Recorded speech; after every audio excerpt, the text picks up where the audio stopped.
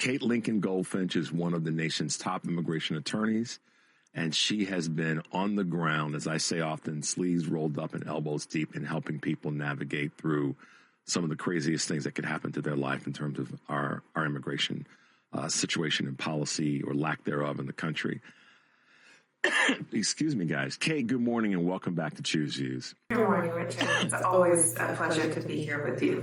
Thank you so much. And I meant what I said about that in terms of people being able to turn to someone that they can sometimes figuratively lean on to support them through some crazy times. And having Rick on was good to remind us of that and being a part of a group and being part of a team that's there to support all of us when we go through some stuff. And you've been able to do that for your clients. What are you, I guess the words that come to mind are, what's the temperature right now when it comes to ICE, and not just what's happening in Texas, but in other parts of the country that you are plugged into what's going on? That's an interesting first question, because I think the reality is that the temperature is hotter than it's ever been, but the public response is a lot cooler because we aren't really seeing what's happening before our eyes. It's not being reported widely in the media.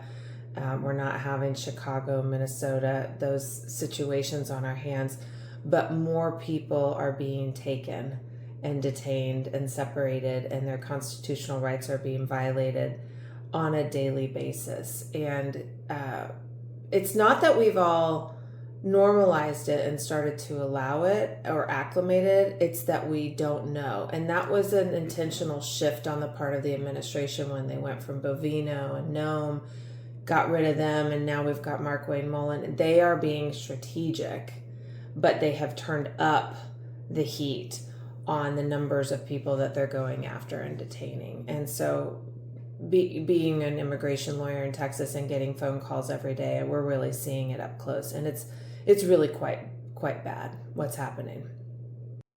Yeah, when you say strategic, that's probably the word that comes to my mind, because I remember thinking that this is not going away because these two awful people are going to go away. In fact, the danger of the quiet is that what we don't see and hear is where the greater harm may take place. And when it's kept quiet and when it's kept silent, I mean, I link it, and people please don't get upset about this, how I'm saying it. I link it to how this Epstein situation has gotten so far down the road, is that they kept it quiet and they kept folks, if anybody that said anything or that stepped out of line, we didn't hear from them again. And that's kind of what's happened here with ICE. And I'm not trying to water down the significance of either of these tragedies, but the quiet part is where the harm seems to be happening. So thank you. That's why I wanted to ask the question, because I would ask anybody in the country listening to the show, tell me the last thing that you saw on the news that was a tragic, harmful, physical altercation when it comes to ICE's performance. And most of us would probably say, I can't really think of something that I've seen recently. Not everybody. And that's my way of saying what you just said. Is that true?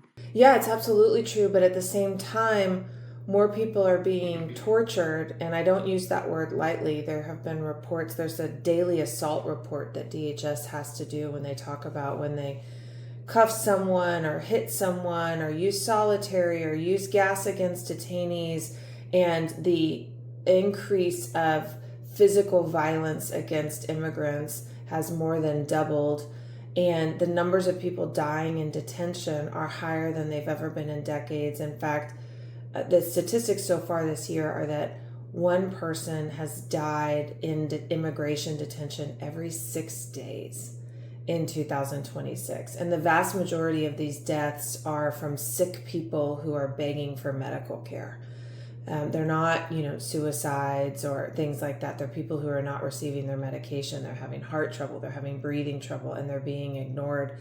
And then, other than physical violence, the mental trauma that is exacted upon these families and these children, the kids are still being taken. And most of the detentions now are through these cooperative partnership agreements with local law enforcement. So almost all of them are just traffic stops where people get taken. But ICE is still conducting some raids. And so, for example, a couple of weeks ago, I had a case of a man named Victor. He's from Venezuela, and he and his wife and 2 young children, all from Venezuela, they were paroled in, they applied for asylum, they got work permits, and the wife and the children were taken at the school bus stop. They were waiting at the school bus stop, and these little kiddos were detained in the Dilley Detention Center. And so all of this is still definitely happening. Family separations, family detentions, torture of people, deaths of people in detention. But like you said, we don't have violence on our feeds. And so unless you are trying to find what's happening, you don't know about it. So this is a little bit of finger pointing. Is our collective, corporate media, and that's a big umbrella. But where is the media's role in this? Because it's just, again, we all could probably answer the question with I don't know. The last time we saw something that was a violent act where people were snatched and then detained. Is the media dropping the ball in not reporting on what you just described in these last couple of moments? Yeah, by and large, I would say yes. The big outlets are not publishing these stories. I listen to the New York Times daily podcast every single day, and I haven't heard anything on this stuff. On the other hand, here we are, you and I, and there are a bunch of sort of investigative journalism articles that are being published. A lot of great stuff has come out of ProPublica this year. There's a handful of others. Here in Texas, we have outlets like the Observer and the Tribune and things like that. Like, there are outlets that are still diving in and writing these stories, but they're more obscure. And so many of us have turned to our social media feeds, and we're trusting our news in the hands of the TikTok algorithm engineers, and you get this sort of echo chamber. They know what you want to hear. They feed you what you want to hear. And that's really part of, I think, what's wrong with our world, is that we're not all relying on the same real information anymore. And so you start to believe what you see. But I think it's incumbent upon all of us to do more than just social media news. And a lot of that, I think, is to actually talk to real people. And so when, those of us who are in the know and we're struggling with what can we do about it, actually talking to real people in our networks, our friends who might be less informed, I think is one of the acts of resistance that we can be exercising in times like these, is actually just going out and talking to your neighbors about, this obscure article or this statistic that you saw that, your layperson is probably not going to have had access to. Kate, thanks for saying that, because one of the things that I've been trying to do of late is encourage folks to get involved. If you've not, listen, not everybody from a political standpoint or social standpoint is going to be out knocking on doors during a campaign. Not everybody's going to be, necessarily going to a rally or a protest, and all the things that require, for lack of a better word, some sort of physicality. But I've been encouraging folks, get on social media, all platforms, look at all of them and look at and compare, find out who's writing good stuff and follow them, and then look at the people that follow them and build your own sort of, team of folks that you follow. I asked a question the other day: where are you getting your news? What political books, social books have you read recently that are inspiring you to dig deeper? And I think that, and again, I don't want this to sound to anybody like I'm saying y'all aren't doing enough. It's what can we do to work together to not, and I just talked with Rick about this, not feel the isolation and then go down those rabbit holes of where we're just getting a linear form of information. So thank you for reminding everyone that we do, in this time, kind of have to dig in a little bit deeper and a little bit more broad to get the information that we so need right now. Yeah, and I just think what you're talking about is a responsibility over our own input, which is very real.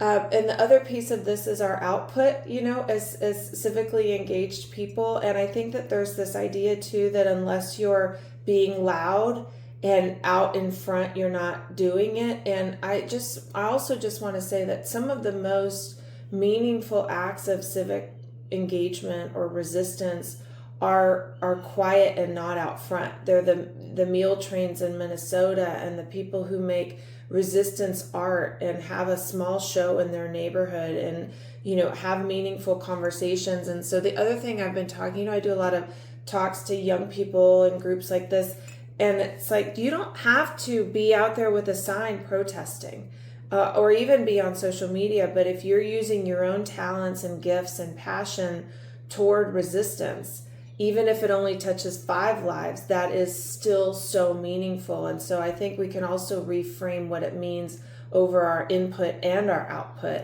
to stay involved and active during times like these. Wow. That input and output. What a brilliant way to look at that, Kate. We're going to take a quick break. I want to talk about some other things when we come back. You're listening to Chu's Views on WCPT AM 820 in Chicago and 1520 AM and 103.5 FM from Warren County, North Carolina. Our good friends at AM 950 up in Minnesota, the progressive voice of Minnesota. I'm Richard Chu. We're talking with immigration attorney Kate Lincoln-Goldfinch, and we'll be right back. Take it away, Richard. All right, guys, welcome back to the show. Thanks for being with us. We're talking with immigration attorney, specifically Kate Lincoln-Goldfinch down in Texas. Kate, let's talk some politics for a moment. Trump endorsed Paxton, and we know that democratically we have James Tallarico that's pushing hard for that Senate seat that John Cornyn is now fighting for. What is the real temperature, or at least in your observation of not so much the endorsement of Paxton, but that Republican race and what you think that voters are going to do in this race for the Senate seat? Well, as a caveat, I'll say I live in the blueberry and the tomato soup, which is what Matthew McConaughey calls Austin. And so I have, I have my Austin lenses on, but I can tell you, in Austin, we are hopeful that Paxton wins the Republican primary over Cornyn. I mean, they're both bad. They're both really bad, but Paxton is so corrupt. I mean, even the Republicans in Texas know it. And so if Trump endorses Paxton, to me, that's good news, because if we have Tallarico up against Paxton, I think Tallarico stands a better chance. So we'll see how it goes. It's going to be a very interesting, midterm cycle in Texas. And there's a lot at stake, of course, for all of us everywhere. And particularly in Texas. So, I mean, I was happy to hear it. It's like every time I hear Paxton's name, I just am a little bit grossed out. He's just such. I know. There's certain things that we all just revert back to some of our childhood responses. I'm grossed out by him. He's nasty. Yeah. So Kate, I mean, you said something a moment ago about Republicans even know that Paxton's, smelly and stinky. But is that going to be enough? Are they going to be, do you think, let me put it this way, do you think that there will be Republicans that'll go, I'm tired of rolling with stinky. I'm going to get away from that for a little bit. Is that something that we're just being pie in the sky about, or is there some reality that there'll be enough Republicans? Yeah. And will there be more Democrats that come out and say, we got to get behind this guy for the sake of the state? What are your feelings there? And I love the analogy, but talk to us. Yeah, I mean, the Democrats are animated right now, right? We have every reason in the world to come out to vote. And Republicans, not so much. And the polling numbers against Trump and his politics are incredibly low. I think lower than they've been in 40 years nationwide. And so all of that bodes really well. So assuming that we have free and fair elections in the midterms, I'm hopeful and optimistic about the way that this is going to go. And also, I've lived long enough to know that every election is a surprise, and so, I mean, something's got to shift. This has just all been so horrific. But, we'll know soon enough, I suppose. Yeah, without a doubt. So, as we're talking about this in terms of voting, I mean, I know that for you as an immigration attorney, you have so many things that come at you when it comes to protecting people and helping people get from a tragedy or tragic situation as it relates to their freedom to the next place. And voting's a big part of that. How were you impacted by these recent, and Texas is one of the states that's changing the way that we look at voting. And that obviously six of the Supreme Court justices decided that folks that look like me, and at some point maybe folks that look like you, should be gerrymandered out of being able to have to be a participant in this democracy. Well, last year we were just all surprised. So, by the blatant grab of the redistricting that started in Texas, and of course that's launched that behavior all over the place. I mean, it's just accepted now. I shouldn't say acceptable. And the voting rights stuff, the Louisiana stuff. I mean, the attack on the ability to protect people's rights to vote. I mean, I think that this is one of the most erosive patterns in our country. And I'm really concerned. I'm concerned about the gerrymandering and the erosion of voting rights. And I'm concerned about the subpoenas that the Trump administration is issuing. The FBI raided and took those voting machines in Georgia, and they've asked for voter rolls in every state to be turned over to the Trump administration, and states like Texas just gleefully turn them over. Other states, probably where you sit, have been litigating whether they have to turn over the voter rolls. But on top of that, they've started subpoenaing not just voter rolls, but voter behavior, the way that people have actually voted. And so it's just clear, I mean, in this, surveillance state, that they're going after all of our data and using Palantir to connect it all, and they want to know who we are and how we're voting. But then it's also really, really easy to see that all of this is laying a pathway for them to go after free and fair elections. And whether that happens as quickly as this year in November, I certainly would expect the Trump administration to try it, to if they can't get something passed like the SAVE Act through Congress, then to roll out some type of executive action that, restricts how people can vote. And there's a timing of something like this. If the Trump administration rolls out an executive action and then a lawsuit is filed, then an injunction occurs, then a decision, there's this arc of illegal and unconstitutional behavior on the part of the executive branch, and the timeline at which the courts can step in to stop it. And generally that arc is a few months in time. And so if under Stephen Miller's watch, if they time it right and attack voting rights just precisely at the right amount of time before, such that they can affect the way elections are done, but before the courts are really going to be able to move quickly enough to stop it, well, there you have it. And I, as much as I abhor Stephen Miller and who he is and what he stands for, he's incredibly smart. And they know this stuff, and so I really am worried about our elections and our ability to vote, and people having their right to vote taken away. This idea that everybody should just have a passport, just like, oh, well, just get your somebody said that to me the other day. I was like, well, let's just all start applying for passports now. And I'm like, passport is a luxury. It is not easy. It costs money, takes time. You have to have your documents in order. That is just not a simple thing for so many people. And if something like that is required in order to be able to vote, wow, I mean, the vast majority of voters are going to be disenfranchised. Yeah. Speaking of smart, and also one that is a effective person, in Kate Lincoln-Goldfinch. Earlier this year, you were one of the I guess I'll just put it this way, one of the people acknowledged as a changemaker. And I would agree with that. Tell us a little bit about what's that all about, how that feels for you to be sort of recognized in that space.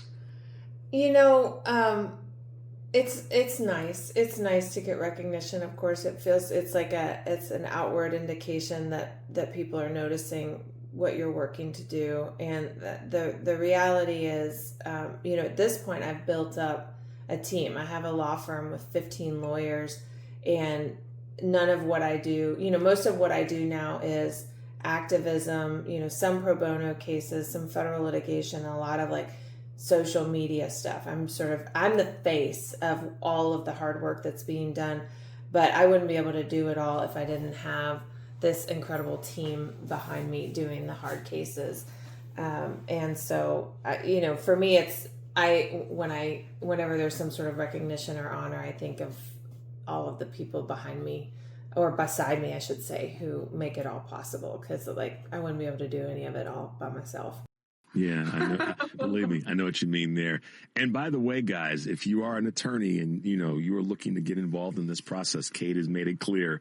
Come join us. Come help us be stronger as a team and be a part of what we're doing. So, Kate, I can't say it enough. We so appreciate you taking some time to chat with us and reminding us of our ability to get some things done if we work together as a team and if we just keep digging in and finding ways to be partners in this effort that we're in right now. So, thanks for hanging out with us this morning, Kate.